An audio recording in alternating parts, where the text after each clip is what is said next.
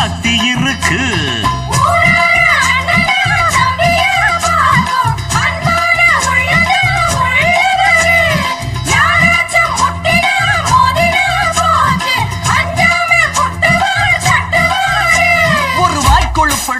அடுத்தவன் மரக்களு புழுத்தா அவன் தோல் உரிப்பவன்டா, தமிழச்சி பால் குடிச்சவன்டா. அட விஷயங்கள் பல அறிஞ்சவன்னா, விவரங்கள் பல புரிஞ்சவன்னா. பண்டைக்கு வந்தா சவால் விட்டா கடியத்தான் புடிச்சுத்தான், கை விரல்ல சுத்துற சுத்துல அண்ணாச்சி ஒண்ணனா புண்ணாக்கு தின்னவ.